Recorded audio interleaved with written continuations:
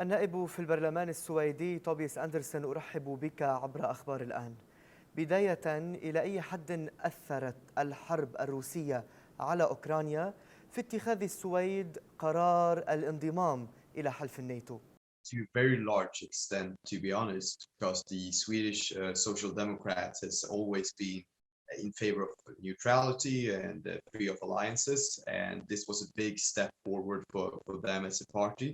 So the invasion of Russia in Ukraine was one thing, but what happened after was that Finland started speaking about sending in its application to join NATO, and I think that in itself might be that's a consequence of the invasion of Ukraine, but that in itself is a bigger reason for Sweden to join. We've always had a close military cooperation with Finland. My party, the Sweden Democrats, wouldn't like to apply for NATO membership if Finland didn't. So this is really what has gotten the Swedish politicians to now make the decision to apply for membership.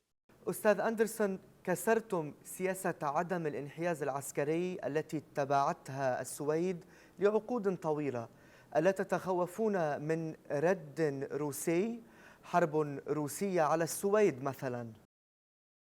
I mean, that's a threat that Sweden has been living with long before this decision. There's been multiple occurrences of Russian aircraft in Swedish airspace and so on.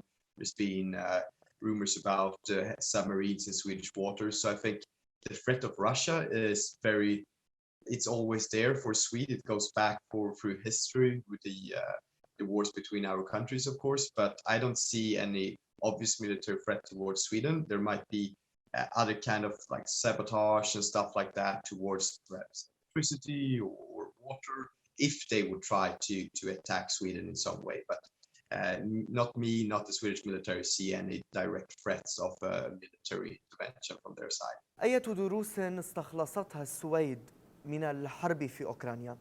I think the lessons that we need to take with us is the need for a strong Swedish military, not only military power, but also the civil parts of it.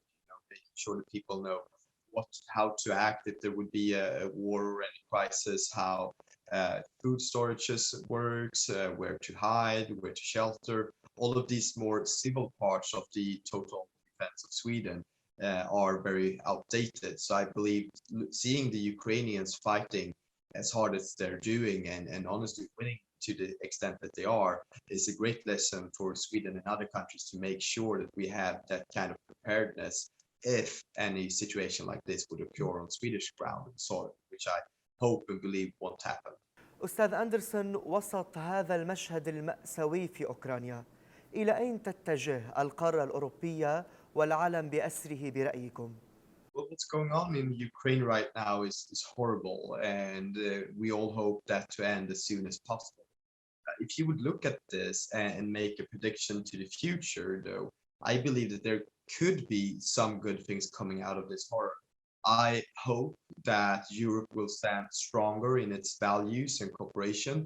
I hope that we realize that we have much more in common with our European allies like Ukraine in this. They're not a member of the EU, that doesn't matter. They're still a European brothers of ours. And in that sense, to understand the threat that Russia is, but also the threat from other countries that we could see. I'm sure that China is watching all the steps that Russia is doing right now and learning from that. And China has been, together with Russia, investing a lot in the EU and Europe, trying to gain more influence, more political power, more economical power.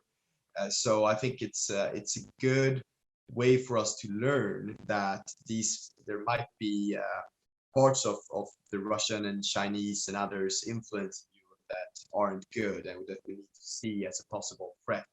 And that might, limit investments in the future. That might see where do we buy our parts from the world? Do we try to invest more and do more business in Europe instead of perhaps being so depending on Chinese goods and so on? So I think there might be, and I hope there will be, a change towards a stronger Western ally system than the depending that we've been having on Russia and China and others.